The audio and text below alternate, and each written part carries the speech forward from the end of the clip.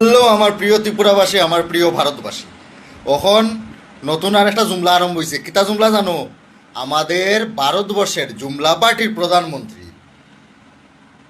নতুন জুমলা চালু করছেন যে দেশ থেকে সোনা কিনিও না 1 বছর, ডিজেল পেট্রোল হিসাব মতো কিনো, ঠিক আছে, তেল জ্বালানি দ্রব্য পাওয়া যান না, ঠিক আছে, মানলাম, ঠিক আছে, হ্যাঁ, কিন্তু আজকে আমার অন্ধভক্তর কাছে আর জুমলা পার্টির বড় বড় মন্ত্রীদের নেতাদের কাছে আর প্রধানমন্ত্রী নরেন্দ্র মোদীজির কাছে আমার এটাই প্রশ্ন যে আজকে এই যে গ্যাস পাওয়া যান না, আজকে জ্বালানির সংকট, যে এটার দায়ীটা এটার দায়ীটা কি জনগণ?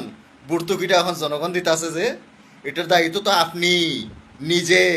মনে আছেন নি ফাদারল্যান্ড ইসরায়েলের বানাইছিলেন গিয়া, এরপরেই তো ইরানে বাসটা দিল, টাইট করলো, তারপরেও রুশে তেল দিতেছিল, জ্বালানি দ্রব্য দিতেছিল, কিন্তু ওই যে মোদিজি যার কাছে মাথা নত করেন, আমেরিকা ডোনাল্ড ট্রাম্পের কথায় উনি রুশ থেকে জ্বালানি দ্রব্য কিনা বন্ধ করলেন।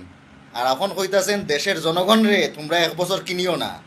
হ্যাঁ, অন্ধভক্তরা যদি কয় তোমরা 2 দিনে একবার 3 দিনে একবার আগিও গিয়া, অন্ধভক্ত তাও রাজি দিব, ঠিক আছে, দিনে একবার খাইব আর 3 দিন 4 দিনে গিয়া লেট্রিনের মধ্যে আঁকবো, এখানে আগলে তো পেটর কোথা লাগি যাব, এটাই করবো অন্ধভক্ত। কিন্তু প্রশ্ন করতো না, উত্তর চাইতো না। তারা সংবিধানে অধিকার দিছে উত্তর চাওয়ার, প্রশ্ন করার, 100 বার করবো, ঠিক আছে। তে আরেকটা কথা হইল, মোদিজিয়ে 10 লাখ টাকার খাফর ফরইন জানো তো, তাইনোর চশমাটা কিন্তু কোটি টাকার, হাতও লাক্সারি করি, ঠিক আছে, মানলাম সিকিউরিটি, উনি ভারতের প্রধানমন্ত্রী, সেফটির লেগা সিকিউরিটি দরকার, জেড প্লাস সিকিউরিটি, হ্যাঁ, 100 বার। কিন্তু আমিও তো পড়ছি ভাই 400 টাকার গেঞ্জি একটা, তাই আমার কি লজ্জা নিবারও নন না? আমি যে সুমিত শুক্লা, আমারে মাইসে চিনে না, প্রধানমন্ত্রী যে মাইসে চিনতো না 10 লাখ টাকার যদি তাই ড্রেস না পড়েন, তাই যে ভারতবর্ষের প্রধানমন্ত্রী। এদিকে জনগণে খাইতে হান না, জনগণরে কইতাছেন এখন বলে আর্থিক সংকট চালু হয়েছে। হ্যাঁ, আরেকটা জিনিস, আমাদের জুমলা পার্টির প্রধানমন্ত্রী মোদিজিরে প্রশ্নটা করতাম চাই। আপনার মিত্র 2জন আছে, একজন আডানি আর একজন আম্বানি। এটা আশা করি সব অন্ধভক্ত এখানে পুরা অল ভারতের মানুষে জানে, ভারতের বিদেশের মানুষও জানে যে এরা মোদিজির পরম মিত্র।